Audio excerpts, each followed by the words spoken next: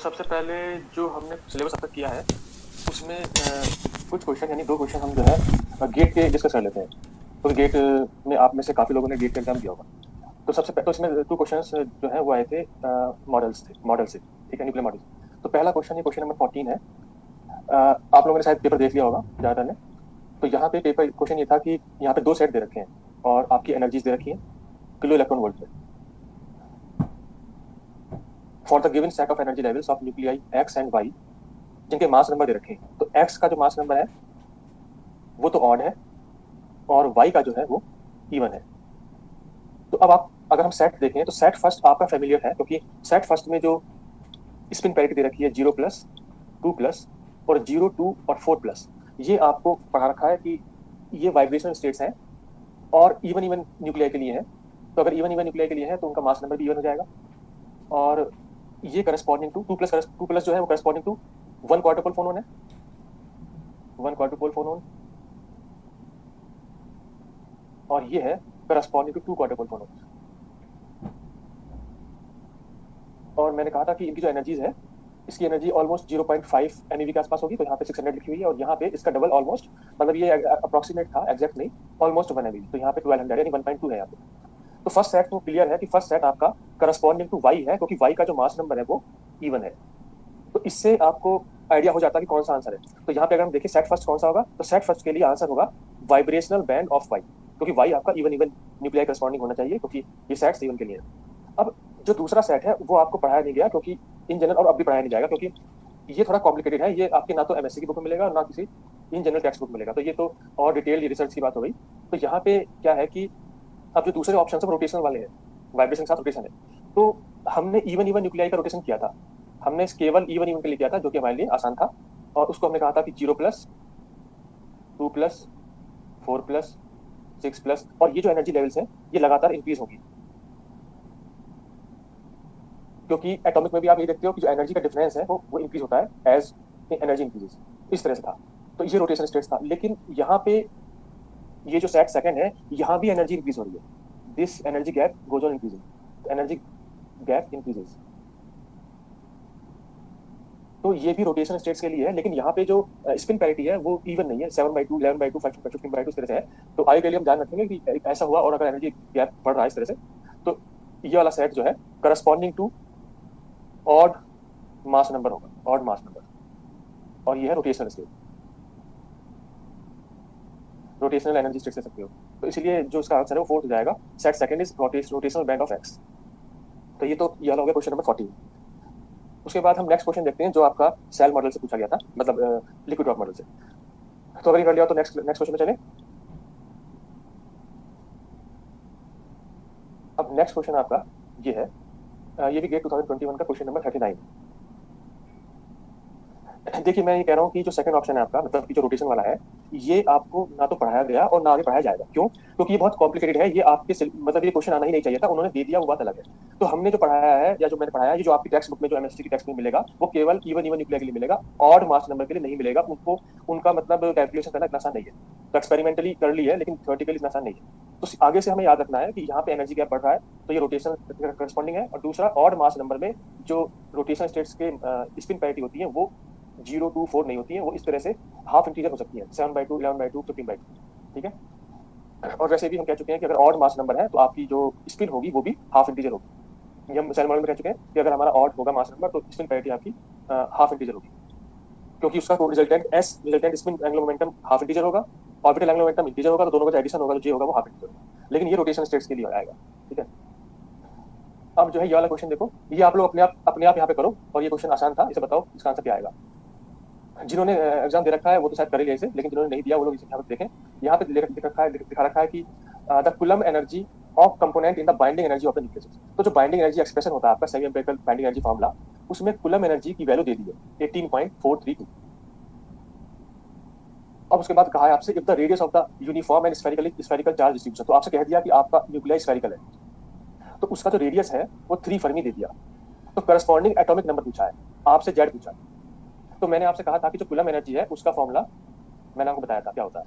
EC is equal to 3/5 1/4 pi epsilon naught, और यहाँ पे होता है Q² अपॉन R अगर हमारा स्फेरिकल चार्ज डिस्ट्रीब्यूशन, तो यहाँ पे जो क्यू की वैल्यू है वो जेड ई होती है, तो इसको आप यहाँ पे सॉल्व कर लो।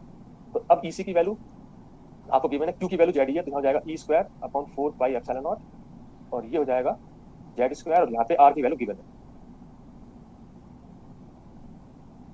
तो देखो कितना आंसर हो गया, और हमें आंसर चाहिए नियरेस्ट इंटीजर। तो ये अब यहाँ पे वैल्यू रख दो।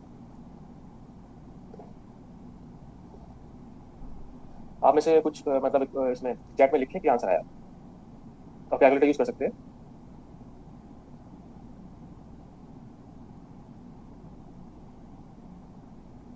तो ईसी की वैल्यू 18.432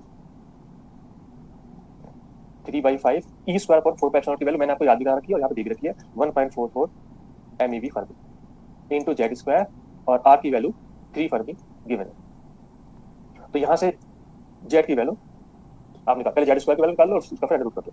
तो किसी का आंसर आया? ठीक है, तो ये आंसर जाएगा। कहने का मतलब ये है, देखो यहाँ पे अब हम कर रहे हैं तो हमें बहुत आसान लग रहा है, लेकिन जब हम एग्जाम के एनवायरमेंट में होते हैं और रैंडम क्वेश्चन आते हैं, पहले न्यूक्लियर का, फिर एटॉमिक का, मान लो फिर मैथमेटिकल का, क्वांटम का, तो उस केस में हमें वहाँ पे थोड़ा सा अगर प्रैक्टिस हमारी अच्छी है तो वहाँ पर कर पाएंगे। तो ये क्वेश्चन वैसे आसान ही था, तो इसका आंसर 8 हो जाएगा, और ये एक्जैक्ट 8 आ रहा है, डेसिमल्स में नहीं आ रहा है, और हमें यहाँ पे इंटीजर में चाहिए। तो ये हो गया आपके गेट क्वेश्चन। तो गेट के और भी क्वेश्चन थे पर वो अभी पढ़ाए नहीं गए, इसलिए हम बाद में डिस्कस करेंगे। तो ये दोनों क्वेश्चन आपके मॉडल्स आए थे। अब हम आगे चलते हैं वापस जहाँ पे हमने छोड़ा था।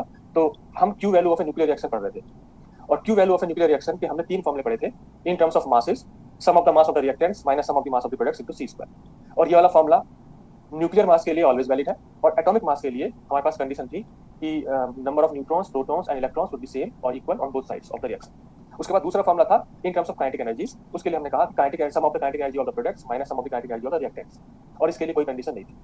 उसके बाद थर्ड जो फॉर्मूला था वो in terms of binding energy था, वो फॉर्मूला भी था sum of the binding energy of the products minus sum of the binding energy of the reactants. और यहाँ पे हमने कहा कि जो बाइंडिंग एनर्जी है वो केवल न्यूक्लियाई की होती है और पार्टिकल की नहीं होती। और फिर उसके बाद हमने कहा कि ये फॉर्मूला तभी वैलिड है जब नंबर ऑफ न्यूट्रॉन्स और प्रोटॉन्स बराबर होंगे, लेकिन अगर नहीं है तो क्या करोगे, तो आप अपना फॉर्मूला न्यूक्लियर मास में लिख लोगे और उसको फिर बाइंडिंग एनर्जी में कन्वर्ट कर दोगे, क्योंकि आपको बाइंडिंग एनर्जी और न्यूक्लियर मास में रिलेशन पता है।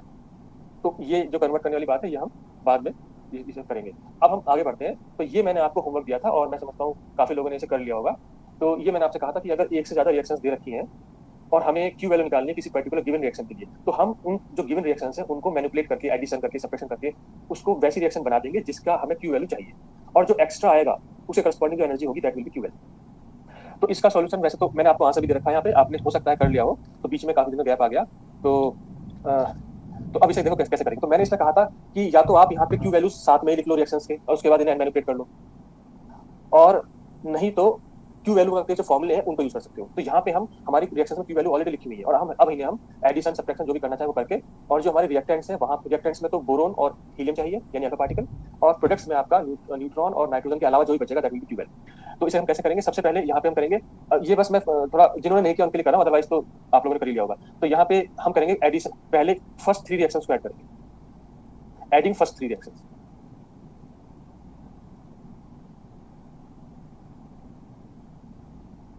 तो फर्स्ट 3 रिएक्शंस को जब ऐड किया तो यहाँ पे आएगा N14।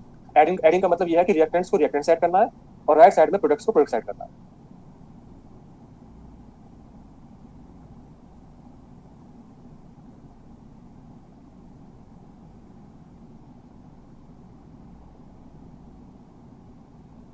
अच्छा ठीक है, मैं थोड़ा इसे बड़ा लिखता हूँ, 1 मिनट। तो एडिंग फर्स्ट 3, तो फर्स्ट तो है आपका पहली रिएक्शन तो ये है जिसमें नाइट्रोजन 14 1H2। अब इसको ऐड करेंगे रिएक्टेंट्स ऑफ सेकंड रिएक्शन जो कि है नाइट्रोजन 15 प्लस 1H2। फिर थर्ड रिएक्शन है आपकी कार्बन 13 प्लस 1H2। ये हो गए रिएक्टेंट्स। अब इनके प्रोडक्ट्स जो हैं उन सबको भी ऐड कर दो, तो ये आ जाएगा N15 प्लस 1H1 प्लस 9.4। फिर सेकंड रिएक्शन का हो जाएगा कार्बन 13 प्लस 2He4 प्लस 8.2, और थर्ड रिएक्शन का हो जाएगा plus boron 11 plus helium plus 5.56। तो यहाँ पे कुछ ये जो हमने ये लिखे हैं, जो सिंबल्स लिखे हैं, इसका मतलब यही है कि इनके करस्पॉन्डिंग एनर्जी, ये सब एनर्जीज में चेंज हो जाएंगी बाद में। अब यहाँ पे कुछ दोनों तरफ कॉमन है वो कैंसिल हो जाएंगी, तो ये N15 से N15 कैंसिल, और कार्बन 13 से कार्बन 13 कैंसिल। तो यहाँ से हमारे पास रिएक्शन जो बनेगी वो हो जाएगी N14 प्लस 3 1H2। तो यहाँ पे 1H2 3 है, 1 2 एंड 3 तीनों को ऐड कर दिया। राइट साइड में boron plus twice of He4। He4 आपके पास यहाँ पे राइट साइड में ट्वाइस है, और उसके बाद 1H1 और बाकी जो तीनों एनर्जी है उन तीनों को ऐड कर दिया, तो 23.18 MeV ये आ गया। इसके बाद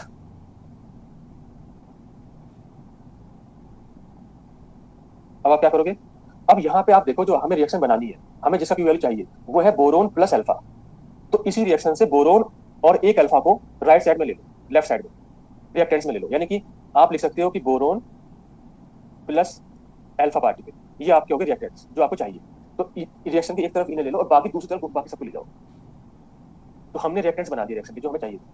तो अब दूसरी तरफ ये आ जाएंगे N14 प्लस 3 टाइम्स 1H2, और जो एक्स्ट्रा है वो हो जाएंगे माइनस 1H1, और माइनस आपने एक He लिया है, दूसरा He आप दूसरी तरफ ले गए, और फिर माइनस 23.18। इस रिएक्शन तो इसे आप लिख लो क्वेश्चन नंबर 1। तो आपने फिलहाल रिएक्टेंट्स बना दिए। अब आपको यहाँ पे जो राइट साइड है उसमें भी चेंज करना है कुछ। तो अभी तक आपने फर्स्ट 3 रिएक्शन का यूज किया था, अब आप रिएक्शन नंबर 4 का यूज करोगे। तो रिएक्शन नंबर 4 से 1H1 की वैल्यू कैलकुलेट करके इक्वेशन नंबर फर्स्ट में रख दोगे। तो 1H1 की वैल्यू जो ये है इक्वेशन नंबर फर्स्ट में, उसको आप जो गिवन इक्वेशन है 1H1 जो फोर्थ रिएक्शन है, यहाँ से 1H1 की वैल्यू आप फर्स्ट में रख दोगे। तो आपकी जो फोर्थ रिएक्शन है उससे 1H1 की वैल्यू क्या आएगी, 1H1 की वैल्यू हो जाएगी 1H1 is equal to 1H2 minus nitrogen और सॉरी न्यूट्रॉन, और उसके बाद प्लस 0.530। ये आपने इक्वेशन नंबर 4 से 1H1 की वैल्यू लिख दी। इसको आप अपने इक्वेशन नंबर फर्स्ट में रख दोगे जो आपने यूज किया है। तो अब हम नेक्स्ट स्लाइड में ऐसे करते हैं। तो हमारी जो इक्वेशन नंबर 1 आई थी उसमें लिख रहा हूँ। तो एक तो हमारा फ्रॉम फोर्थ एक तो हमने ये लिखा कि 1H1 की वैल्यू ये आ गई 1H2 न्यूट्रॉन प्लस 0.53, ये तो ये आ गई। अब इस 1H1 की वैल्यू कहाँ पे रखनी है, इक्वेशन नंबर 1 में जो आपने कैलकुलेट करी है। तो आपकी रिएक्शन ये है,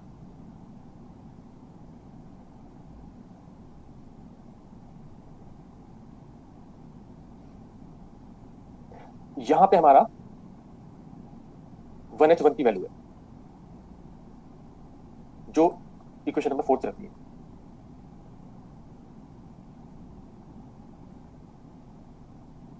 इसे हमने इक्वेशन नंबर 1 लिखा था। तो अब 1H1 की वैल्यू आप यहां रखोगे, तो ये हो जाएगा आपका 1H2, उसके बाद न्यूट्रॉन और उसके बाद 0.53। अब इसको कैलकुलेट कर लो, तो ये आ जाएगा आपका बोरोन 11 प्लस 2He4, यहाँ आ जाएगा नाइट्रोजन 14 प्लस न्यूट्रॉन। ये हमारा प्रोडक्शन है जो आपको चाहिए। अब जो एक्स्ट्रा है वो क्यू वैल्यू जाएगी। अब एक्स्ट्रा क्या है, एक तो आपका ट्वाइस ऑफ 1H2 है, एक आपका माइनस 2He4 है, और एक हो गया आपका माइनस 0.53, और एक है माइनस 23.18। तो ये जो भी एक्स्ट्रा बचा दैट इज क्यू वैल्यू, ये आपकी क्यू वैल्यू, इससे करस्पॉन्डिंग एनर्जी। तो अल्टीमेटली क्यू वैल्यू क्या हो गई, Q equal to twice of 1H2 minus 2He4 और माइनस 23.71। अब ये जो मास है, मास ऑफ 1H2 और मास ऑफ 2He4, ये गिवन है आपके क्वेश्चन में। ये आप देखो यहाँ पे गिवन है मास ऑफ 2He4 और मास ऑफ 1H2 गिवन है MeV में। MeV या MeV/c² जो भी कहते हो आप, तो उसके इक्विवेलेंट एनर्जी गिवन है। तो इनका वैल्यू आप रख दो, तो यहाँ पे जाएगा 2 इंटू इसकी वैल्यू है 1875.069, उसके बाद माइनस 3726.292, और फिर बाद में माइनस 23.71। इसको कैलकुलेट करोगे तो इसका आंसर आएगा 0.136। तो ये हो गया। अब एक क्वेश्चन और मैंने आपको दिया था, उसमें भी 4 रिएक्शन गिवन है।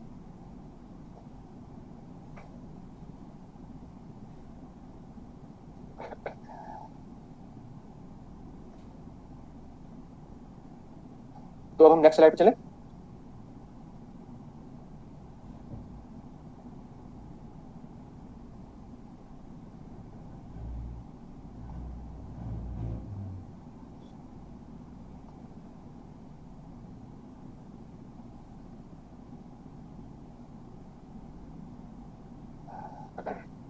देखिए ये जो है, ये है हमारे रिएक्टेंट्स, ये हमारे प्रोडक्ट्स हैं जो हमारे गिवन रिएक्शन थी, और जो एक्स्ट्रा बचा वो क्यू वैल्यू। उसके करस्पॉन्डिंग एनर्जी। हमें जो गिवन रिएक्शन है उसे देखो, जो जिसका हमें क्यू वैल्यू चाहिए। ऊपर लिखा हुआ है बोरोन 11 प्लस अल्फा, ये हमें लेफ्ट साइड बनाना है रिएक्टेंट्स, और फिर लिखा है एन यानी कि न्यूट्रॉन प्लस नाइट्रोजन, ये हमें रिएक्शन बनानी है। इसका जो भी एक्स्ट्रा हिस्सा है वो क्यू वैल्यू।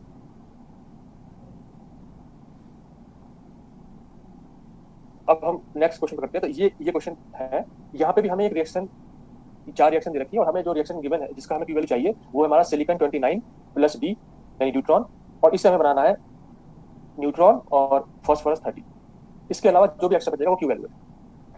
तो इन चारों का यूज करना है। तो अब मैं नेक्स्ट स्लाइड पे इसको करता हूँ। तो ये चारों रिएक्शन आपकी लिखी हुई होंगी, नहीं तो, क्योंकि अगर लिखी हुई नहीं होंगी तो मैं जब नेक्स्ट स्लाइड पे जाऊंगा तो आपकी चारों रिएक्शन दिखेंगी नहीं, ठीक है। तो इसलिए आपने अपनी कॉपी पे लिख रखी होंगी, तो उस अपनी कॉपी में देखना कि हम कौन से रिएक्शन की बात कर रहे हैं, ठीक है।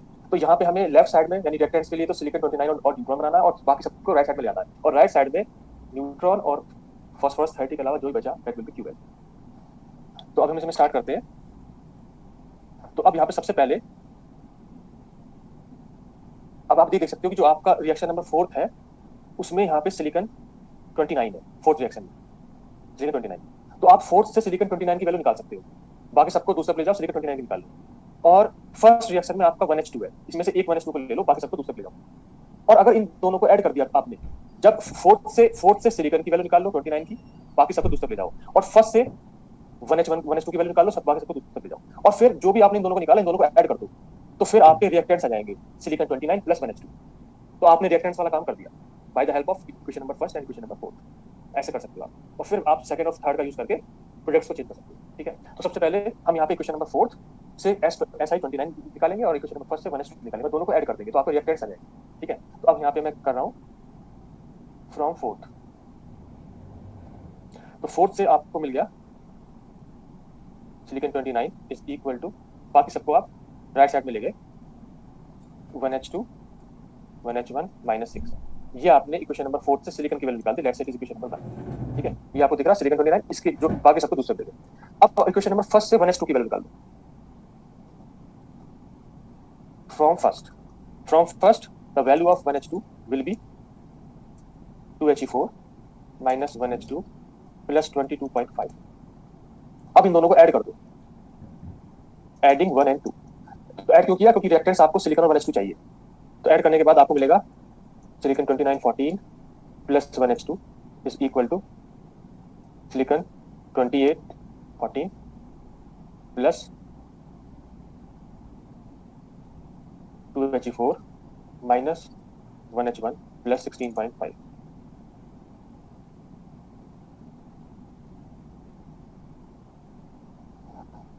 देखो आप यहाँ पे देखो, जो हमें चाहिए सिलिकॉन 29 और डी का मतलब न्यूट्रॉन 1H2, तो 1H2 चाहिए, तो हमें लेफ्ट साइड में यानी रिएक्टेंट्स में ही बना दिए, ठीक है। तो हमारे पास फिलहाल अभी जो रिएक्टेंट्स चाहिए वो आ गए। अब क्या करोगे? अब हमें इनको हटाना है, इनको देखना है इनका क्या करेंगे, जो हमें राइट साइड में, ठीक है। राइट साइड में क्या बनाना है? राइट साइड में बनाना है न्यूट्रॉन और P30, न्यूट्रॉन और P30 ये बना दे। तो जो अब तक हमारे पास रिएक्शन आई है उसमें न्यूट्रॉन P30 है नहीं, तो जो हमारे पास है उनको हटाना है और न्यूट्रॉन और P30 को इन्वॉल्व करना है। तो उसे कैसे करेंगे? तो अब यहाँ पे जो इक्वेशन नंबर सेकंड से आप किसकी वैल्यू निकाल सकते हो? देखो आपके पास रिएक्शन क्या आई, आपके पास रिएक्शन जो आई उसमें इसमें इसको हटाना है, सिलिकॉन 28 He4 और माइनस 1H1 इनकी वैल्यू मिल जाएगा। तो ये क्वेश्चन नंबर सेकंड से मिल रही है, फ्रॉम सेकंड से हमें इनकी वैल्यू मिल रही है, किसकी, जो हमें हटानी है, यानी कि silicon 28 plus 2He4 minus 1H1 ये वैल्यूज मिल रही है फ्रॉम 2 से। देखो 2 में कैसे मिल रही है? Silicon 28 plus 2He4 minus 1H1 ये वैल्यू कैसे मिल रही है? तो जो 1H1 है उसको आप सिलिकॉन की तरफ ले गए, माइनस 1H1, उससे वैल्यू मिलेगी P31 माइनस 2 ये मिल जाएगी फ्रॉम सेकंड। तो ये हो जाएगा P15 31 माइनस 2, ये आपको ये वैल्यू मिल गई। तो आप क्या करोगे? आप इस वैल्यू को यहाँ रख दो, let's say this is equation number 3, this is equation number 4। तो 4th की वैल्यू को थर्ड में रख दो, तो आपको थर्ड क्या जाएगी? फ्रॉम 3 एंड 4, तो आपको थर्ड मिल जाएगी। तो थर्ड हो गई आपकी silicon 14 29 plus 1H2 is equal to, अब आपने सिलिकॉन 28 He4 माइनस 1H1 इसकी वैल्यू ये निकाल दी। तो आप इसे ये रख दो P15 31 माइनस 2 और प्लस 16.5। तो अल्टीमेटली आपकी वैल्यू आ गई silicon 1429 plus 1H2 is equal to 31 और यहाँ पे जाएगा प्लस 14.5। ये हो गया लेट्स से क्वेश्चन नंबर 5। तो अभी आपने इसमें चेंज कर दिया, अभी भी आपको वो रिएक्शन नहीं मिली जो आपको चाहिए। तो अब आपके पास एक एक इक्वेशन और बची जो आपने यूज नहीं करी है, वो है थर्ड। तो अब यहाँ पे P31 है, इसको हटाना है क्योंकि आपको चाहिए P30। तो P31 की वैल्यू इक्वेशन नंबर थर्ड से निकल सकती है, फ्रॉम थर्ड। थर्ड से P31 की वैल्यू निकालनी। तो फ्रॉम थर्ड P31 की वैल्यू कैसे निकालोगे? आप देखो P30, अब यहाँ थर्ड इक्वेशन क्या है आपकी? थर्ड इक्वेशन है P31 plus photon is equal to P star 30। P star 30 की जगह आप लिख सकते हो P30 प्लस फोटोन। तो वहां से फोटोन कैंसिल हो जाएगा।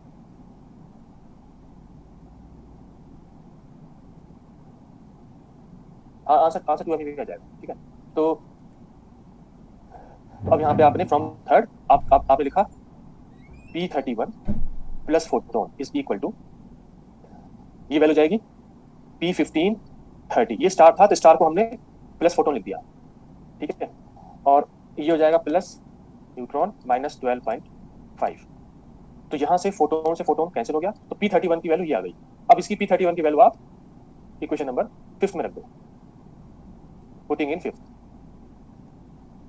तो आपको जो रिएक्शन मिलेगी वो हो जाएगी सिलिकॉन 29 14 प्लस 1H2, ये हो जाएगा आपका P15 30 प्लस न्यूट्रॉन यहाँ में चाहिए, और बाकी जो बचा माइनस 12.5 और प्लस 14.5, ये हो जाएगा आपका प्लस 2। तो यही आपका Q value, Q equal to 2 MeV।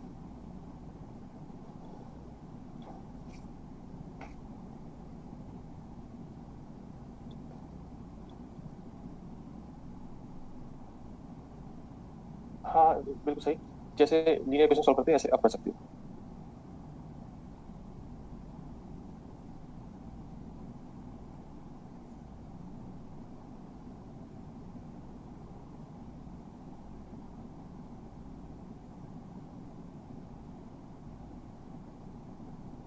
अब हम आगे चल रहे हैं।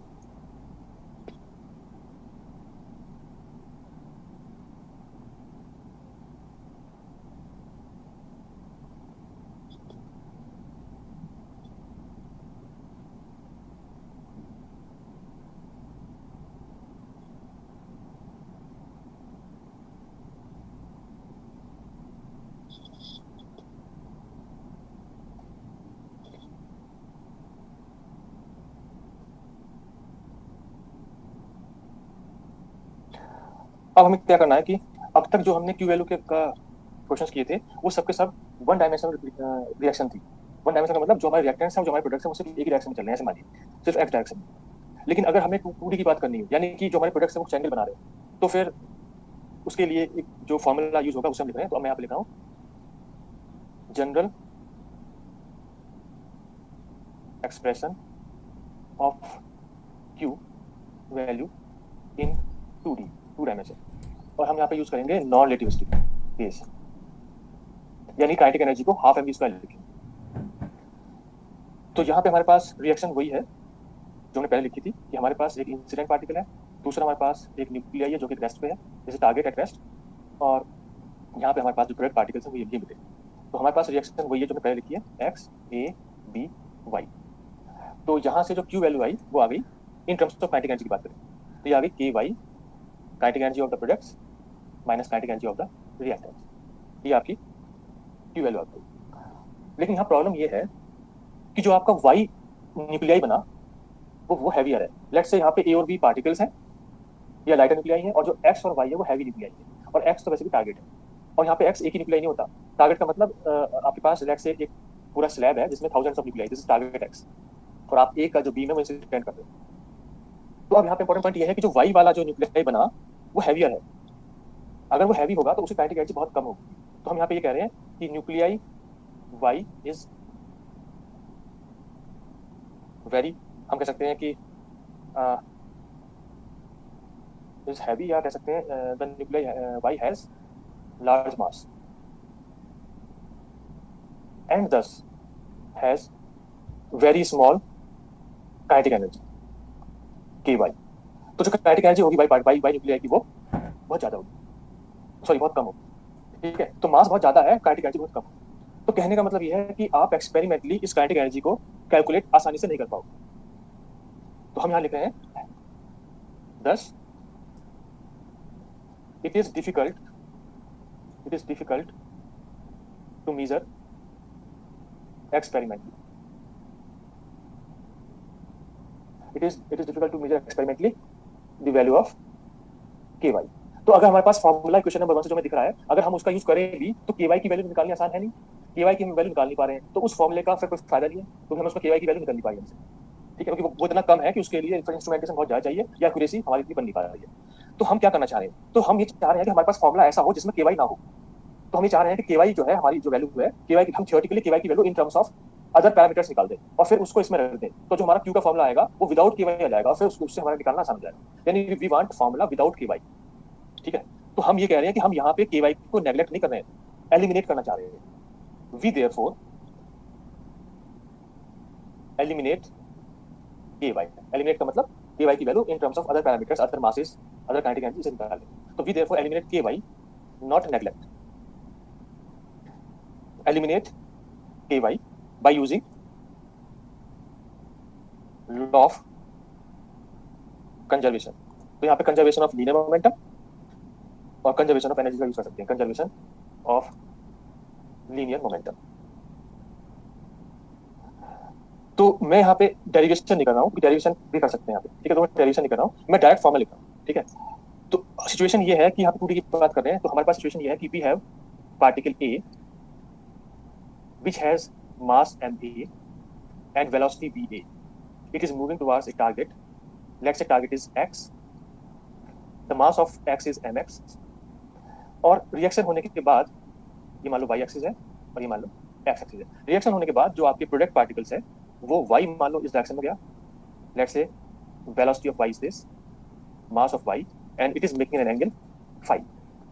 और दूसरा जो आपका b पार्टिकल है उसकी वेलोसिटी vb और उसका मास mb, और वो जो एंगल बना रहा है वो बना रहा है थीटा, ठीक है। तो हमारा जो फॉर्मूला आएगा वो इन टर्म्स ऑफ थीटा जाएगा, उसमें फाई नहीं आएगा, ठीक है। तो अब मैं डायरेक्ट फॉर्मूला लिखता हूँ, the Q value of this reaction, this is 2 dimensional reaction, और यहाँ पे जो क्यू वैल्यू आएगी वो in terms of masses, in terms of kinetic energy of P and A. तो जो आपकी क्यू वैल्यू आएगी वो आपकी आएगी in terms of K B K A masses सभी पार्टिकल्स के और साथ में थीटा। तो यहाँ पे जो एंगल आएगा वो थीटा आएगा फॉर्मूले में।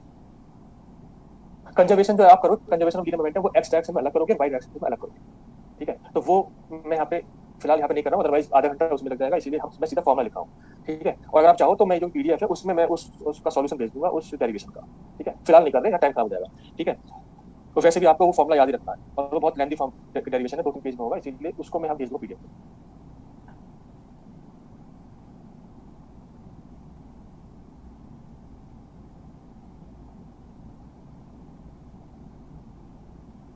तो अल्टीमेटली फॉर्मूला हम लिख रहे हैं नेक्स्ट स्लाइड पे।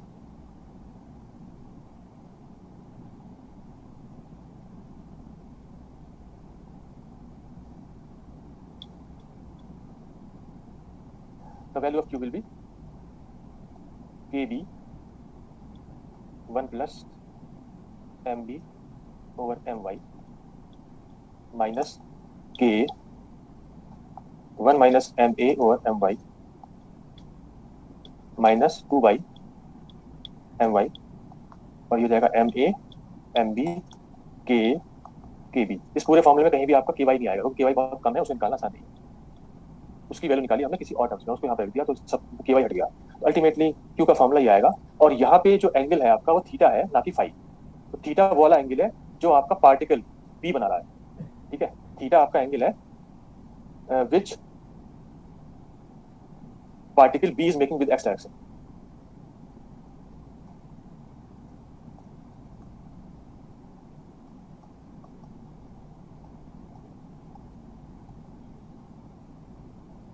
एक्स डायरेक्शन कह लो या इंसिडेंट डायरेक्शन कह लो, जो इंसिडेंट पार्टिकल ए था उसकी डायरेक्शन। तो ये फॉर्मूला है। तो एग्जाम में क्या होता है कि अगर क्वेश्चन आता है तो इसमें वो लोग आसान करने के लिए क्या करते हैं कि थीटा को 90 दिखा देते हैं, तो उससे थर्ड टर्म आपकी जीरो हो जाती है, यानी कि जो आपका बी पार्टिकल है वो इनिशियल डायरेक्शन से 90 डिग्री एंगल बना रहा है, तो उस केस में थर्ड टर्म जीरो हो जाती है। तो आपका जो क्यू आता है वो केवल फर्स्ट टू टर्म से जाती है।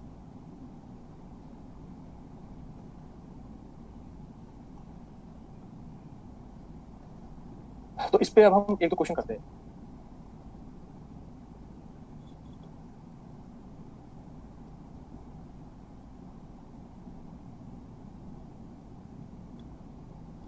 ठीक है, तो नेक्स्ट लेवल चलें।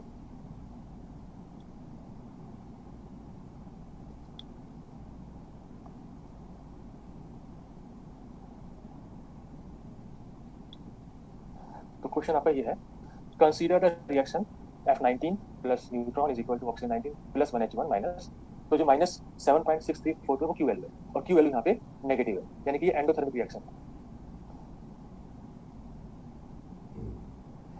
तो यहाँ पे अब क्या क्या दे रखा है आपको, ये दे रखा है kinetic energy of the incident neutrons is 15। तो अगर आप इसको अपने वाले रिएक्शन से कंपेयर करो, अपने रिएक्शन से, तो यहाँ पे हमारे पास रिएक्शन थी ए प्लस एक्स। तो यहाँ पे जो ए है वो तो न्यूट्रॉन है जो इंसिडेंट किया हमने, ए इज न्यूट्रॉन, एक्स हमारा टारगेट है, और ये वाई है और ये बी है, और प्लस क्यू है। तो यहाँ पे जो न्यूट्रॉन्स है उनकी एनर्जी 15 एमवी है। प्रोटॉन जो एमिट हुए, जो यहाँ पे बी, जो हमारे रिएक्शन बी था, तो बी की जगह प्रोटॉन है, प्रोटॉन कोई हम 1H1 लिख रहे हैं, तो प्रोटॉन जो एमिट हुए वो एंगल 90 बना रहे हैं with the direction of the incident neutrons. अब क्वेश्चन ये है, calculate kinetic energy of the protons. ये थोड़ा सा अभी इनकम्प्लीट है, इसमें मासेस और दे रखी है, तो मैं यहाँ पे मास और लिख देता हूँ, बिना मास के तो आप इसको कैलकुलेट कर नहीं सकते। तो यहाँ मास और गिवन है, आप लिख लो given mass of oxygen 19 is equal to 19.05862। उसके बाद mass of nitrogen is, sorry neutron is 1.0087। फिर मास ऑफ 1H1, यानी कि ये एटॉमिक मास है, प्रोटॉन की जगह हाइड्रोजन एटम का मास 1.00784। और लास्टली मास ऑफ F19 19.05862। तो यहाँ पे जो थर्ड टर्म है वो जीरो जाएगी, क्योंकि आपका एंगल जो है वो 90 है, third term will be zero. तो आप यहाँ पे फॉर्मूला जो यूज करोगे वो हमने उसे याद करने की कोशिश करो। तो हमारे पास फॉर्मूला है Q equal to A B 1 plus M B upon M Y minus K A 1 minus M A upon M Y. अब इनको, अब जो गिवन पार्टिकल्स है उनमें चेंज कर दो इस फॉर्मूले को। तो के बी है, तो के बी की जगह क्या है हमारे पास, के एच, के बी की जगह के एच है, क्योंकि बी आपका प्रोटॉन है, हाइड्रोजन है। उसके बाद 1 प्लस बी हमारे पास एच है, यानी कि M H, M Y, Y हमारे पास क्या है, वाई हमारे पास ऑक्सीजन, एम ओ। फिर है minus kinetic energy of the neutron, क्योंकि ये यहाँ पे न्यूट्रॉन है, और यहाँ हो जाएगा 1 minus mass of neutron upon mass of oxygen. ठीक है, ये हो गया। अब यहाँ पे आपको निकालना क्या है, निकालना है kinetic energy of the protons, यानी कि KH निकालना है, you have to find KH। तो इस फॉर्मूले से KH की वैल्यू आप निकाल सकते हो। तो जब आप कैलकुलेट करोगे तो KH की वैल्यू आएगी, KH कह लो या K प्रोटॉन कह लो, एक ही बात है, वो वैल्यू आएगी Q plus KN 1 minus MN over MO over 1 plus MH over MO। अब यहाँ पे जो मासेस गिवन है वो आप यहाँ पे रख दो और आपको आंसर मिल जाएगा। जो Q की वैल्यू रखनी है वो नेगेटिव साइन रखनी है। नहीं, एक मिनट, ये नहीं, मास ऑफ ऑक्सीजन तो सही लिखा हुआ है, मास ऑफ F डिफरेंट है, मास ऑफ F ये गलती से लिखा हुआ है, इसमें मास ऑफ F का चेंज है, ये आएगा 19.0457 इसे आप चेंज कर लो, F का मास डिफरेंट है ऑक्सीजन से।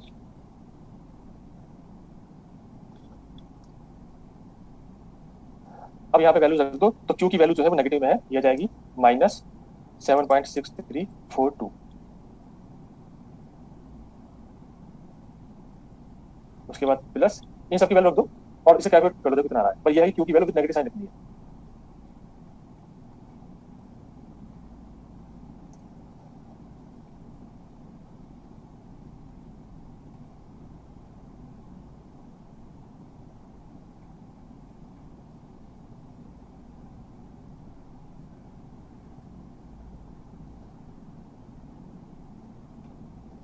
ठीक है, तो ये आ रही है वैल्यू 6.24, यानी कि 6.24 MeV, ये वैल्यू आ रही है। ठीक है, अब मैं आपको थोड़ा ये बता दूं कि यहाँ पे जो मासेस हैं वो फ्रैक्शन में है, मतलब कि सब्ट्रैक्ट नहीं हो रहे हैं, डिवीजन में है। इस फॉर्मूले में मासेस जो है वो डिवाइड हो रहे हैं। ठीक है, तो अगर मास डिवाइड हो रहे हैं तो ऐसे में आप एटॉमिक मासेस को अप्रोक्सीमेटली मास नंबर के बराबर रख सकते हो। यानी अगर मास गिवन नहीं भी होते तो भी हम मासेस को मास नंबर की अप्रोक्सीमेटली रख सकते थे, तो भी आंसर अप्रोक्सीमेटली यही आता। चेंज जो है वो थर्ड या फोर्थ डेसिमल प्लेस पे जाके होता। ठीक है, तो इस बात को मैं अभी बताता हूँ कि अब ये कर लिया तो नेक्स्ट क्वेश्चन करें।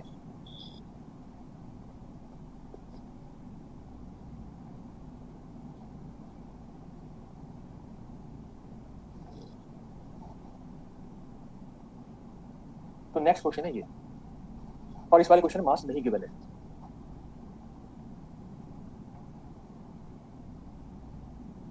के एन की वैल्यू, के एन की वैल्यू गिवन नहीं है क्या?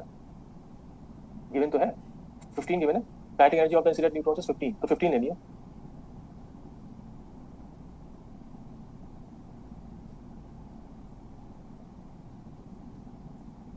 ठीक है, अब ये वाला क्वेश्चन देखो, इसमें मास गिवन नहीं है, तो मैं क्या कहना चाह रहा हूं आपसे कि इसमें आप नोट करके लिख लो एक चीज, वो आगे भी काम आएगी, कि if masses are in fraction in any formula, कोई जो भी फॉर्मूला आप यूज कर रहे हो masses fraction में, then we can use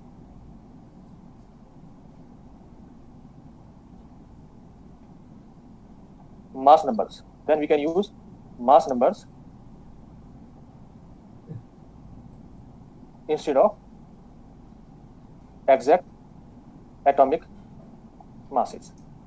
मैंने फ्रैक्शन में कहा है, क्यों? क्योंकि अगर अगर जैसे मान लो हमने हमने क्या किया था, हमने मान लो क्यू वैल्यू ही है और मैंने कहा कि sum of the mass of the reactants minus sum of mass of the product, तो यहाँ पे मासेस फ्रैक्शन में नहीं है, यहाँ पे मासेस क्या है, सब्ट्रैक्शन में है, फ्रैक्शन में नहीं है। तो अगर आप सब्ट्रैक्ट करोगे तो ये जीरो हो जाएगा, अगर आपने यहाँ पे एग्जैक्ट मास ना लेके मास नंबर ले लिया। क्यों? क्योंकि किसी भी रिएक्शन में मास नंबर कंजर्व होता है, तो रिएक्टेंट्स का मास नंबर और प्रोडक्ट का मास नंबर सेम होता है, तो वो तो हमें क्यू हमेशा जीरो जाएगी। तो कहने का मतलब ये है कि जब आपका फॉर्मूला ऐसा हो कि जहाँ पे सब्ट्रैक्शन में हो मासेस, वहां पे आप यूज नहीं कर सकते इस बात को। लेकिन अगर फ्रैक्शन में है, जैसे यहाँ पे जो फॉर्मूला है उसमें हमारे पास क्या है, M M B upon M Y, M A upon M Y, तो ऐसे में आप अगर मासेस नहीं दे रखे हैं तो आप मास नंबर से यूज कर सकते हो। तो अब यहाँ पे मास नंबर यूज करके देखो कितना आंसर आएगा, इसका आंसर निकालो। और यहाँ भी 90 डिग्री दे रखी है, तो अब सबसे पहले तो आप रिएक्शन देखो, रिएक्शन कैसी है।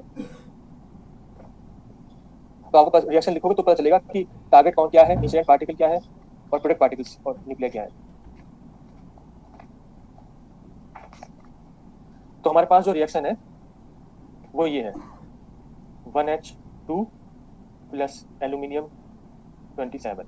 तो यहाँ पे क्या दे रखा है, energy of the protons detected at 90 degree, यानी कि जो प्रोटॉन्स हैं वो आपके प्रोडक्ट्स हैं। वहन 2.1 MeV न्यूट्रॉन्स, तो 2.1 MeV न्यूट्रॉन, तो यहाँ पे न्यूट्रॉन का 2.1 MeV ये इंसिडेंट पार्टिकल है न्यूट्रॉन, और इंसिडेंट ऑन एल्यूमिनियम 27, तो एल्यूमिनियम 27 आपका टारगेट है। और यहाँ पे दिया नहीं है लेकिन देना चाहिए था इसमें कि at rest, target at rest है, इसके लिए ये फॉर्मूला है। अगर टारगेट रेस्ट नहीं है तो फिर फॉर्मूला ऑब्वियसली डिफरेंट होता, तो टारगेट इन जनरल रेस्ट होता है, तो यहाँ पे देना चाहिए था। उसके बाद टू प्रोड्यूस एल्यूमिनियम 28, एल्यूमिनियम 28, और साथ में क्या मिल रहे हैं, प्रोटॉन्स जो कि 90 डिग्री बना रहे हैं विद द इंसिडेंट डायरेक्शन, तो प्रोटॉन्स मिल रहे हैं आपको, यानी कि 1H1। और प्रोटॉन का जो, ठीक है, अब क्वेश्चन क्या है, क्यू वैल्यू दे रखी है 5.5। क्वेश्चन ये है कि energy of the protons is, protons की एनर्जी कितनी है ये निकालनी है। ठीक है, तो यहाँ फिर से हम क्यू वैल्यू लिख रहे हैं, क्यू वैल्यू हो जाएगा आपका kinetic energy of 1H1, 1 plus mass of 1H1 upon mass of aluminium 28 minus 1H2, kinetic energy of 1H2, 1 minus mass of 1H2 over mass of aluminium 28, ये फॉर्मूला है। अब इस फॉर्मूले में जो भी वैल्यू है वो सब रख दो, और आपको निकाला क्या है, kinetic energy of the 1H1, यानी kinetic energy of the protons. तो अब क्यू वैल्यू है 5.5, काइनेटिक एनर्जी ऑफ प्रोटॉन्स या 1H1 चाहिए आपको, 1 प्लस, अब यहाँ पे मैंने आपसे कहा था मास नहीं है तो मास नंबर आप लिख सकते हो, अप्रोक्सीमेट आंसर आपको सेम आएगा। तो यहाँ पे 1H1 का मास हो गया 1, मास नंबर 1 है, और एल्यूमिनियम 28 का हो गया 28, minus kinetic energy of the incident neutrons वो दे रखा है 2.1, यहाँ हो गया 1 माइनस, ये हो गया 2 और ये हो गया 28। इससे कैलकुलेट करो काइनेटिक एनर्जी ऑफ 1H1 कितना आ रहा है। यानी कि अगर पिछले वाले क्वेश्चन में भी आप करते यही मास नंबर लिखते तो भी आंसर आपका वही आता जो निकला है।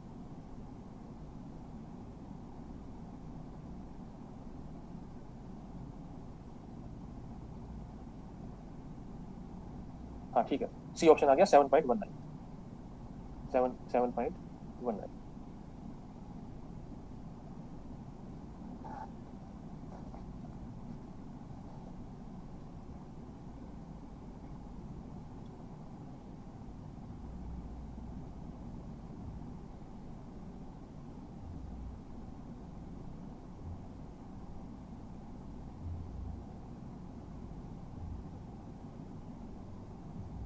अब हम आगे बढ़ते हैं, ना है क्यू वैल्यू इन अल्फा डीके।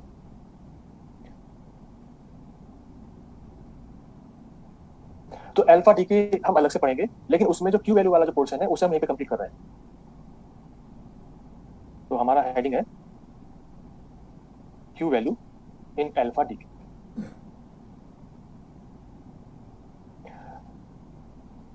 तो अल्फा डीके क्या है? अगर कोई भी न्यूक्लियाई रेडियो एक्टिव है, जिसे हम कह सकते हैं अनस्टेबल है, तो वो स्टेबल होने के लिए रेडियो एक्टिविटी का जो फिनोमेना है वो ऑब्जर्व होता है। तो अगर किसी न्यूक्लियाई में अल्फा पार्टिकल डिटेक्ट हो रहा है, एमिट हो रहा है, तो वो ऐसा क्यों हो रहा है? पहली बात तो ये रिएक्शन स्पॉन्टेनियस है, यानी ये रिएक्शन अपने आप हो रही है, आप बाहर से एनर्जी नहीं दे रहे हो, ये अपने आप हो रही है to make it self stable. और क्योंकि ये अपने आप हो रही है, आप बाहर से एनर्जी नहीं दे रहे हो, तो ये जो रिएक्शन होगी इसमें क्यू वैल्यू हमेशा पॉजिटिव आएगी, यानी energy will be released. Q value चाहे अल्फा डीके हो, चाहे बीटा डीके हो, चाहे गामा डीके हो, सभी में क्यू वैल्यू पॉजिटिव आएगी हमेशा, क्योंकि energy will be released. Similarly nuclear fusion हो, न्यूक्लियर फिजन हो, उन सब में भी एनर्जी रिलीज होती है, वो सब भी एक्सोथर्मिक रिएक्शन है, एंडोथर्मिक नहीं है। तो यहाँ पे आपका ये पेरेंट न्यूक्लियाई है, this is parent nuclei, it is decaying at rest, decaying at rest, ये रेस्ट पे डीके होगा, ठीक है। उसके बाद बना क्या? एक डॉटर न्यूक्लियाई मिला आपको, डॉटर न्यूक्लियाई, और साथ में एक अल्फा पार्टिकल। अल्फा होता है आपका हीलियम का nucleus, alpha is helium nucleus. और वाई जो है उसका मास नंबर हो जाएगा A-4 रिड्यूस बाई 4, और एटॉमिक नंबर हो जाएगा रिड्यूस बाई 2, क्योंकि आपका मास नंबर और एटॉमिक नंबर कंजर्व होना चाहिए। तो यहाँ पे आप लिख सकते हो कि nuclei x spontaneously decays, which implies the value of Q will always be positive. That is, it is exothermic reaction.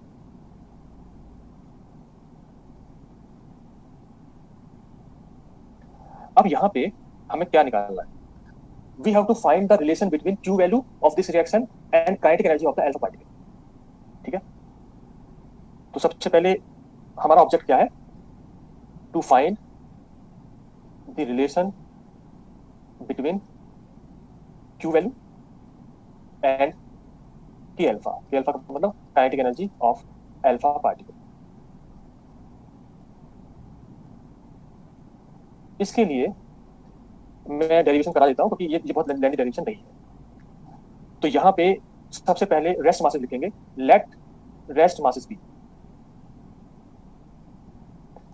mx, my and m alpha, इन तीनों का ही मास है। और यहाँ पे number of neutrons, protons, electrons दोनों तरफ बराबर है, तो इसीलिए वो जो क्यू वैल्यू वाला जो फॉर्मूला है, mass of the reactants minus mass of the product into C square, वो एटॉमिक और न्यूक्लियर दोनों के लिए वैलिड है, because here condition is satisfied. तो यहाँ पे जो हमने मास लिखे हैं उन्हें आप चाहे न्यूक्लियर मास मान लो, चाहे आप एटॉमिक मास मान लो। अब यहाँ पे काइनेटिक एनर्जी लिख लेते हैं, and kinetic energy R. Kinetic energy को आप लिखो के वाई के अल्फा, क्योंकि के एक्स की काइनेटिक एनर्जी जीरो है, क्योंकि वो रेस्ट पे है, ये काइनेटिक एनर्जी। अब यहाँ पे हम करेंगे conservation of linear momentum, conservation of linear momentum, और ये वन डायमेंशनल केस है, ये टू डायमेंशनल नहीं है। क्यों? क्योंकि अगर एक्स न्यूक्लियाई रेस्ट पे डिके हो रहा है, तो जो पार्टिकल्स वाई और अल्फा बनेंगे वो दोनों अपोजिट डायरेक्शन में जाएंगे टू कंजर्व लीनियर मोमेंटम। और अपोजिट डायरेक्शन में जाएंगे इसका मतलब वो एक स्ट्रेट लाइन में जाते हैं, इसका मतलब जो हमारा जो केस है वो वन डायमेंशनल केस है। तो इस बात को यहाँ पे अभी हम कंजर्वेशन ऑफ लीनियर मोमेंटम कह सकते हैं। तो कंजर्वेशन ऑफ लीनियर मोमेंटम क्या होगा? Momentum of linear momentum of reactants, linear momentum of reactants should be equal to linear momentum of the products, तो उनका एडिशन। ठीक है, तो जब आप यहाँ पे करोगे तो momentum of X is zero, momentum of Y will be M Y into B Y plus momentum of, और यहाँ भी हम नॉन रिलेटिविस्टिक यूज कर रहे हैं, मोमेंटम रिलेटिविस्टिक वाले नहीं कर रहे हैं। ये पार्टिकल्स और ये अल्फा पार्टिकल और ये न्यूक्लियाई मतलब बहुत लाइटर नहीं है, बहुत मतलब ये इनकी जो काइनेटिक एनर्जी बहुत ज्यादा नहीं होगी, because they are not very lighter particles. ठीक है, और काइनेटिक एनर्जी को भी हम हाफ एम वी स्क्वायर लिखेंगे, तो ये हो जाएगा plus M alpha V alpha. तो यहाँ से कंक्लूजन ये हुआ कि जो आपके मोमेंटम है वो इक्वल एंड अपोजिट है, इसलिए यहाँ पे माइनस साइन हमने लगाया। तो momentum are equal and opposite, यानी कि वाई का डायरेक्शन अगर ये होगा तो उसका अल्फा की डायरेक्शन इससे अपोजिट होगी। तो it is your equation number first, जो इक्वेशन नंबर फर्स्ट। अब हम आगे बढ़ते हैं, हमें क्या निकालना है? हमें निकालना है relation between Q value and के अल्फा। तो अब हम नेक्स्ट स्लाइड पे चल रहे हैं। अब हमारे पास क्यू वैल्यू के और फॉर्मूले भी है। अब हम क्यू वैल्यू वाले जो फॉर्मूले वो यूज करेंगे, एक मास वाला और एक काइनेटिक एनर्जी वाला। तो नेक्स्ट स्लाइड में चलो, आपके साथ लिख लिया होगा ये।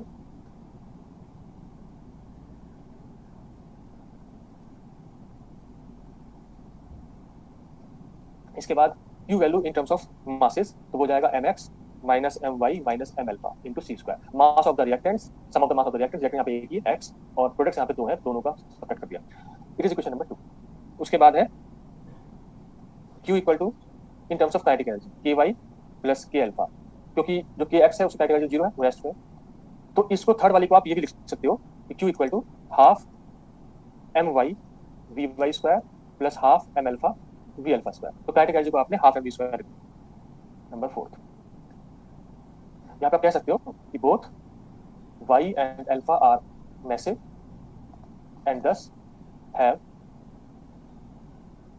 kinetic have very less kinetic energy। अब आप रिलेशन कैसे निकालोगे, तो हम कहेंगे फ्रॉम फर्स्ट। देखो यहाँ फोर्थ वाली रिएक्शन है उसमें क्यू वैल्यू भी है और काइनेटिक एनर्जी ऑफ अल्फा भी है, half m alpha v alpha square. तो ये यहीं से रिलेशन निकालना है।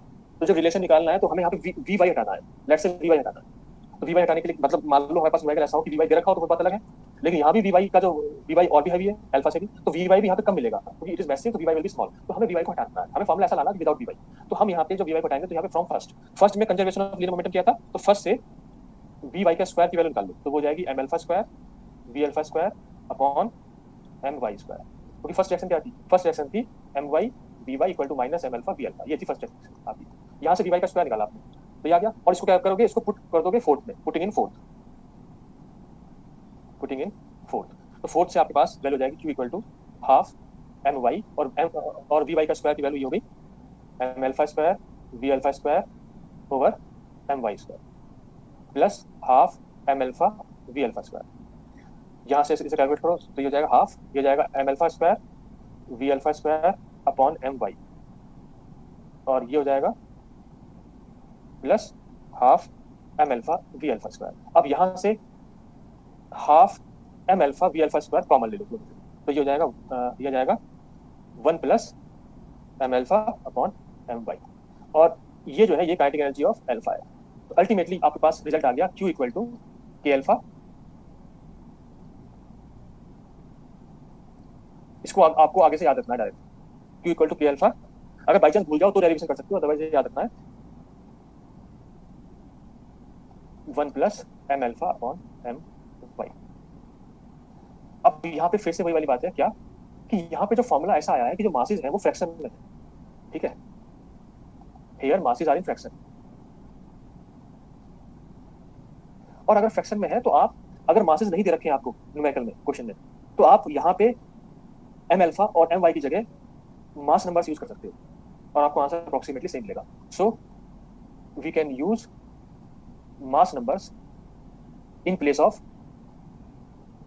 Atomic masses. तो अब हम नेक्स्ट स्लाइड पे चलते हैं। तो अब इनका मास नंबर लिखोगे तो क्या लिखोगे, तो अब अगर हम लिख लिया तो नेक्स्ट स्लाइड पे चले।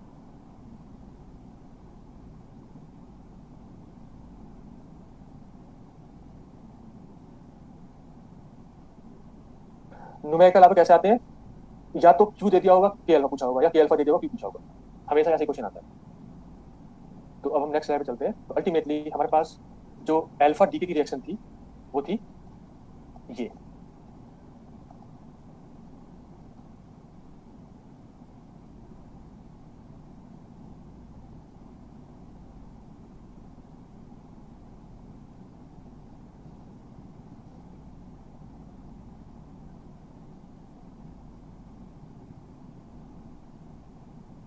हाँ यस यस यस, ये ठीक है, आप सही कह रहे हो।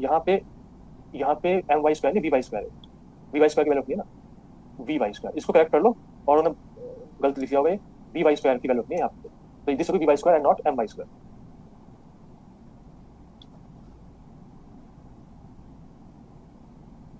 ठीक है, तो आप इसे करेक्ट कर लो, it is V Y square equal to this and putting the value V Y square in equation number 4। अब हम आगे चलते हैं। तो अब मैंने आपसे क्या कहा कि अगर क्यू वैल्यू आपको दे रखी है तो उसमें मास नंबर लिख सकते हो आप। तो यहाँ पे हमारे पास रिएक्शन है, ये हो गया के अल्फा, ये हो गया 1 plus M alpha upon M Y. तो जो गिवन रिएक्शन है उससे देखोगे कि एम अल्फा की वैल्यू क्या आएगी, एम अल्फा की वैल्यू जाएगी अप्रोक्सीमेटली 4 मास नंबर के बराबर, और एम वाई की वैल्यू क्या लिखोगे आप, एम वाई की वैल्यू लिखोगे आप a माइनस 4, जिसमें आप ये मान रहे हो कि जो a है वो पेरेंट न्यूक्लियाई के लिए है। तो अगर आपको रिएक्शन में पेरेंट न्यूक्लियर गिवन है और डॉटर नहीं गिवन है तो कोई बात नहीं, पेरेंट का मास नंबर गिवन है, डॉटर वाले का -4 करके मिल जाएगा। तो यहाँ से आप इनकी वैल्यू रख दो 1 + 4 अपॉन A-4। तो ये वैल्यू हो जाएगी Q equal to K alpha A-4 LCM और ऊपर आ जाएगा A-4 + 4 A अपॉन A-4। तो आपका अगर मासेस नहीं रखे तो आप इस फॉर्मूले को यूज कर सकते हो।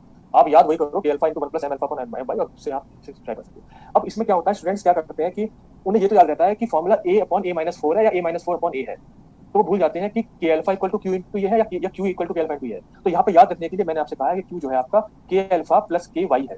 इसका मतलब साफ दिख रहा है कि Q is greater than K alpha. Q K alpha में K वाई ऐड करने से आ रहा है, तो Q is greater than K alpha. तो इसका मतलब K इक्वल टू जब आपका फॉर्मूला आया, इसका मतलब जो आपका ये वाला जो टर्म है A upon A-4 this should be greater than 1, तभी तो K अल्फा में मल्टीप्लाई करके जो है Q ज्यादा आएगा।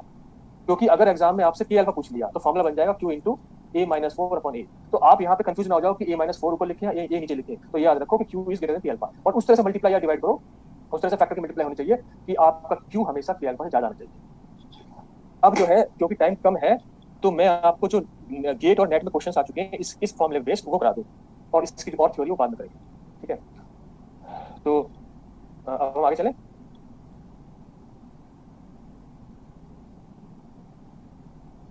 तो अब देखो जो आपके पास जो क्वेश्चन है वो ये है, एक तो ये है गेट 2005, ये आपका बुकलेट में पेज नंबर 28 पे है और क्वेश्चन में क्या दिया हुआ है, ए न्यूक्लियस हैविंग मास नंबर 240 यानी यानी यानी कि ये आपका पेरेंट न्यूक्लियस यानी एक्स वाला जो हमारे रिएक्शन में एक्स है, डिकेज बाय, यहाँ पे ये ए नहीं, ये अल्फा है, it is alpha, it is not a, decays by alpha emission to the ground state of its daughter nucleus. The Q value of the process is this, the energy in MeV of, यहाँ भी alpha है, of the alpha particles. आपको energy का मतलब kinetic energy, जब तक कि total word use ना हो, एनर्जी का मतलब हमेशा kinetic energy, energy of the alpha particles. तो क्या कैसे करोगे आप, और यहाँ पे मास दे रखे तो आप वही वाला फॉर्मूला यूज करोगे जो हमने यहाँ पे ड्राइव किया है। तो हमारे पास फॉर्मूला है Q equal to K alpha A upon A-4, जहाँ पे A की वैल्यू 240 है पेरेंट न्यूक्लियर वाली। तो आपको अगर एनर्जी चाहिए तो K alpha equal to Q into A-4 upon A, तो ये वैल्यू जाएगी 5.26 इंटू 240-4 यानी 226 अपॉन 240। इससे क्या आंसर आ रहा है,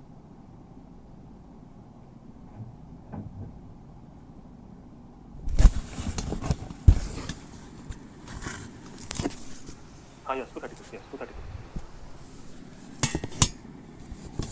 दिस विल बी 236। तो ये आपका आंसर आ गया 5.17। अब इसी पेज पे जो क्वेश्चन नंबर 7 है वो एग्जैक्टली ऐसा ही है, बस ऐसे उल्टा है। वो क्या है, क्वेश्चन नंबर 7 इसी पेज पे पेज नंबर 28 पे यहाँ पे दे रखा है the disintegration energy is defined to be the difference in the rest energy between initial and final states. तो ये जो क्यू वैल्यू है इसको डिसइंटीग्रेशन एनर्जी भी कह सकते हैं। तो अगर आगे से डिसइंटीग्रेशन एनर्जी आए तो क्यू वैल्यू है, ठीक है, यानी कि आपको जो पी यू है जो आपका पेरेंट न्यूक्लियस वो डिसइंटीग्रेट हो रहा है into daughter and alpha particle. अब यहाँ पे रिएक्शन दे दिया the emitted alpha particle has kinetic energy, अब की बार अल्फा की काइनेटिक एनर्जी ये दे दी है और ये वही है जो आपने यहाँ पे निकाली है, और 240 भी वही है जो आपका क्वेश्चन नंबर 1 में है। तो अब की बार अगर काइनेटिक एनर्जी ये दे दी और वैल्यू ऑफ डिसइंटीग्रेशन एनर्जी यानी क्यू वैल्यू पूछ ली, तो अब की बार जो ऊपर दिया था वो पूछ लिया है, तो 5.26 आंसर हो जाएगा, क्योंकि 5.17 जो आपने ऊपर निकाला वो दे दिया और जो ऊपर दे रखा था वो पूछा है, तो इसमें भी वही कर लेना, आपको 5.26 आंसर मिल जाएगा। ये गेट 2009 हो गया। अब नेक्स्ट क्वेश्चन पे आते हैं। नेक्स्ट आपका नेट जून 2017 में पूछा था, यह है पेज नंबर 37। इसका आंसर आप लोग अपने आप निकालो, बताओ क्या है। If in a spontaneous alpha decay of uranium-232 at rest, the total energy released is Q, then the energy carried by the alpha particle.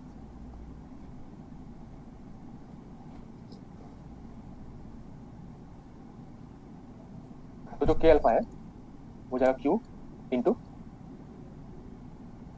अब इसमें किसकी मल्टीप्लाई करें तो K alpha should be less than Q, तो जो factor जो आपका multiply करोगे वो 1 से कम होगा, यानी कि एक तरह से ये हो जाएगा A-4 अपॉन A, और यहाँ पे A है 232, तो इससे A ऑप्शन हो गया। तो यहाँ पे Q वैल्यू के टर्म्स में आपको आंसर चाहिए Q इंटू ये हो जाएगा 228 अपॉन 232, इसको आप सॉल्व कर लेना, यह जाएगा 57 Q अपॉन 58, ये हो गया। ठीक है, तो आज के लिए इतना ही करते हैं, तो क्योंकि उसके बाद जो है टॉपिक मतलब टाइम बचा भी नहीं है। ठीक है, तो अब आप तो क्वेश्चन हो तो आप पूछ लो।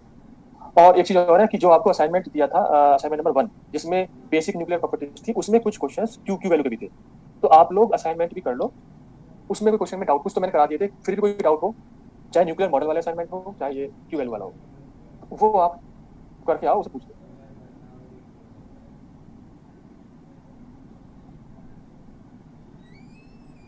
आप कोई क्वेश्चन हो तो आप पूछ सकते हो और अपने आप को अनम्यूट भी कर सकते हो कोई क्वेश्चन हो तो। सर एक बार स्टार्टिंग स्लाइड दिखाना 1 2 3 वाली। हाँ अभी अभी दिखा रहा हूँ।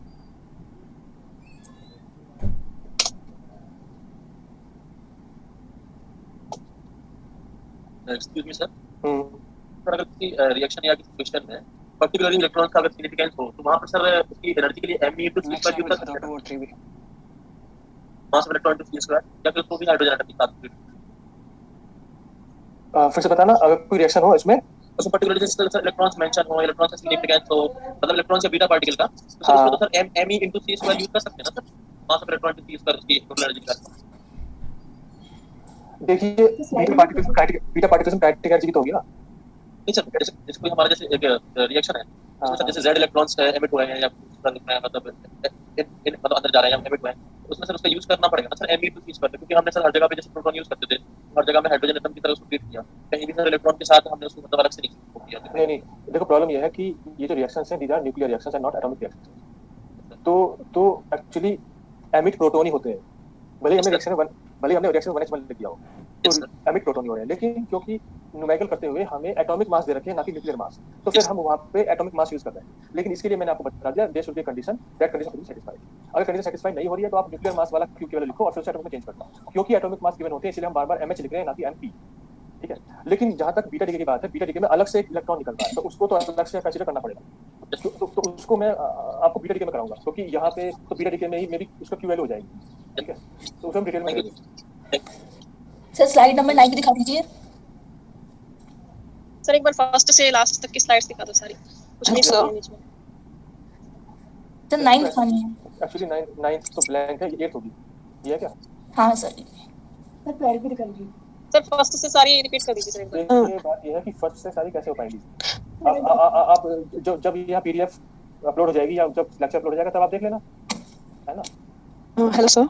हाँ सर जो आपने फर्स्ट क्वेश्चन कराया था गेट 2021 का, सर उसमें मतलब हम इसको इस तरह से भी आंसर कर सकते थे वैसे, मतलब कि हमें एक्स गिवन है कि उसमें ऑड है तो उसमें हाफ इंटीग्रल मल्टीपल ही होंगे जो लेवल्स होंगे, और वाई हमारा इवन है तो उसमें होल नंबर लाइक 0 2 4 की फॉर्म में होंगे। तो सर ये कैसे आपने बताया कि ये वाला रोटेशनल है और ये वाला वाइब्रेशनल है? एक्चुअली जो सेट फर्स्ट दे रखा है उसका तो मैंने आपको पढ़ा रखा है ना कि जो ये वाइब्रेशनल स्टेट्स हैं और इसमें 1 क्वाड्रुपल फोनों के लिए 2 प्लस आता है और 2 क्वाड्रुपल फोनों के लिए 0 प्लस 2 प्लस 4 प्लस आता है। तो सेट फर्स्ट तो पढ़ा रखा है, सेट सेकंड नहीं पढ़ा रखा था। तो सेट फर्स्ट के लिए हमें पता है इवन इवन न्यूक्लियर के लिए पढ़ा रखा है, तो उसके लिए ऑप्शन नंबर 4 में ही है सेट फर्स्ट में वाइब्रेशनल बैंड ऑफ वाई। जबकि ऑप्शन नंबर जो आपका फर्स्ट है जिसमें एक्स है, वाइब्रेशन के साथ एक्स है, यहाँ अभी एक्स है, यहाँ वाई है, यहाँ वाई है वाइब्रेशन, लेकिन ये सेट सेकंड के लिए लिखा हुआ है। Yes sir. इसीलिए फोर्थ आंसर इसका बेस्ट पॉसिबल आंसर होगा। Okay sir. So actually today is my first day, that's why I didn't study this topic till now, that's why. हाँ तो आप उसे हाँ सर वो मैं कवर कर लूंगी, just because this year I gave the exam of GATE ना, so I mark the fourth option, so just that's why I am asking. हाँ देखो वो तो आपका बाय चांस आपका सही हो गया बात। हाँ वो सर बस इसलिए हुआ कि बिकॉज इतना अंडरस्टैंड कर पाई कि वाई है और वो इवन गिवन है तो उसमें इंटीग्रल्स होंगे, हाफ इंटीग्रल्स नहीं होंगे लेवल के स्पिन पैरिटी, सो वहां से सेट 1 गेस कर पाई मैं कि वाई के लिए सेट 1 होगा। वैसे तो आपने काफी सही किया, लेकिन मैं कहना चाह रहा हूँ कि जो टॉपिक छूट गए चाहे न्यूक्लियर के चाहे किसी और के, और क्योंकि न्यूक्लियर का लेक्चर 1 महीने बाद हुआ है आफ्टर 1 मंथ, यस तो सर आप कवर कर लेना चाहिए था। यानी कि कहने का मतलब ये है कि तो मैंने अभी यस्टरडे ही ज्वाइन किया है एक्चुअली। अच्छा yes sir that's what I am saying. फिर तो कोई बात सर वही है कि धीरे धीरे मतलब प्रीवियस लेक्चर्स कवर करते हुए I have to complete it. नहीं। Okay thank you sir. ठीक है, तो इसको स्लाइड 6 दिया है। तो स्लाइड 12 भी चाहिए। ठीक है, स्लाइड 6 दिया है।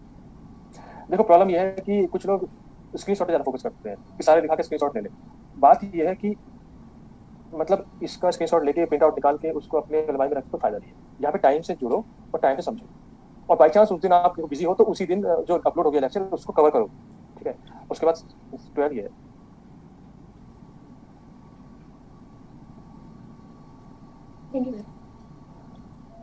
ठीक है, तो इसको एंड करें लेक्चर को।